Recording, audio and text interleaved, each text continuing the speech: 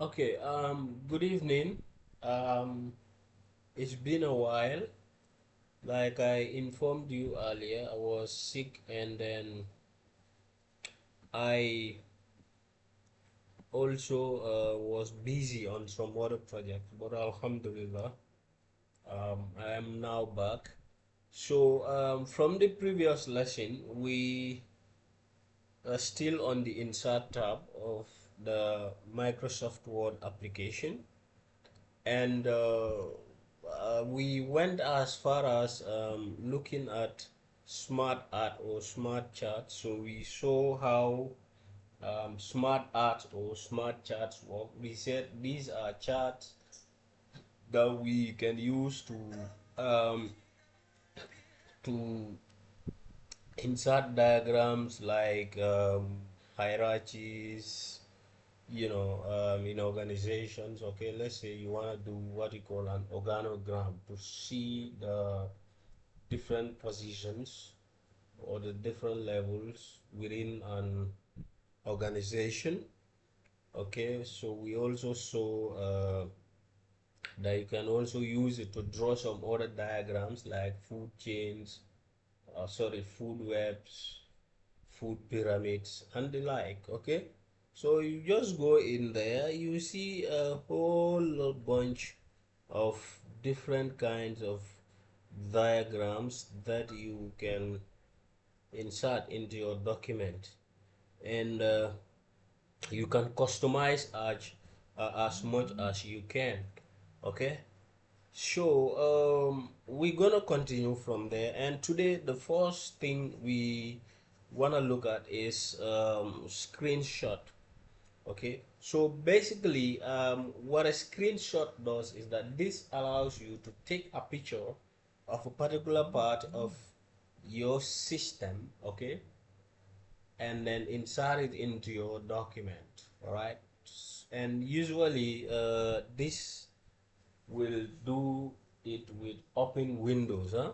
So you can see, if you just hover over it, it says quickly add a snapshot of any window that's open on your desktop to your document.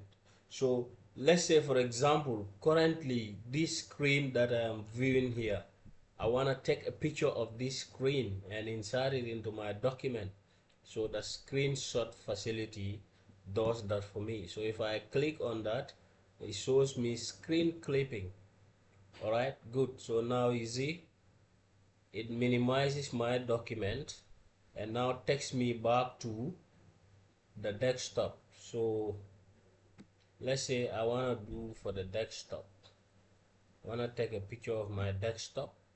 Now as soon as I'm done, you see that it automatically inserts a picture of my desktop. Okay, so this tool is particularly important, especially if you let's say teaching a particular topic and you preparing your lecture notes, so you want to show the audience how that particular part looks like, then you can use the screenshot facility to do that for you. Okay, so basically that's what the screenshot facility is all about. So you can edit this picture as much as you want. If you could recall, in the subsequent classes when we were looking at pictures, so we said once a picture is inserted, a contextual tab is added that allows you to edit your picture, okay, or make some adjustments on your picture. Okay, so you could do that if you wish to, but otherwise I would just continue.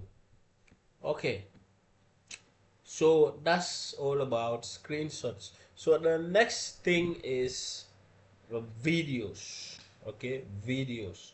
Now for videos or online videos, this allows you to find and insert videos from a variety of online sources. So let's say, for example, you are doing, I mean, you're preparing a lecture note on a particular topic, and then there's this video somewhere online that talks about this particular topic, and then you want your students while reading the note to have this video embedded in the document so that they can watch the video through the documents, then you can also do that here. Okay, so to do that, just click on it. But for this, please, you have to know that you need an internet connection for this. So currently my internet is not very good, so I would just skip this one, then I would do it at a later time. Now share it as a separate video. So we move on to the next one, links. So this one, it says it creates a link in your document for your access to web pages and web files. Hyperlinks can also take you to places in your document. Okay, so these links basically, it's not just about, you know, um, getting links online only. No, you can even use it to create a link to a document somewhere on your computer, so that once you click on the link in this Word document, it takes you to where that particular document is stored. So let's try this out. So let's say I just want to link.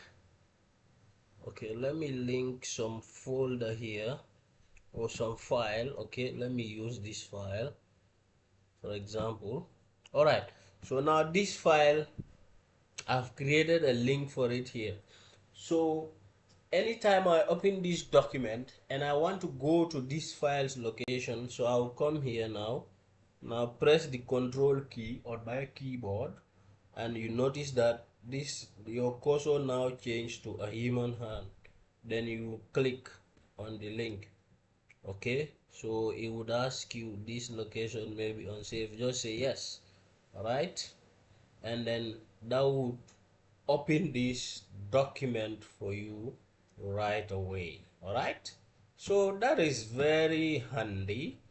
Okay, very cool, especially if you have document somewhere, then you want to reference that document. Okay, so we can also do it for online links. Let's say you want your audience while reading to have access to a certain link online. Okay, to be able to click on a link here in the document, and then it would take them to that document's location on the internet. So basically these links here are about what, referencing, you know, different files either locally on your computer or on the outside internet. Okay, instead of having the documents content in your file, you can just create a link, so that if you create a link, then it takes you to where that document is located. Okay, that's the whole idea. So for online links, the same thing, you click on link. Now this time around, we are going to say to a, so make sure this is selected. Okay, this option, so you can just put your link here, https. Okay, so I have done one before, which is going to give you access to MRC's website. So you can see as soon as I typed https, because I've previously used something like this, so it suggests this for me. So I'll just leave it as it is and then say okay. Good, so that is it, huh? Okay, but there is something that we missed here. Now if you just want to show some text and not the whole link, so I'll go back and click on this, right click on this and say edit hyperlink. Now text to display at the top here, you can just say MRCG website, huh? Okay, so this is the text now that it is going to display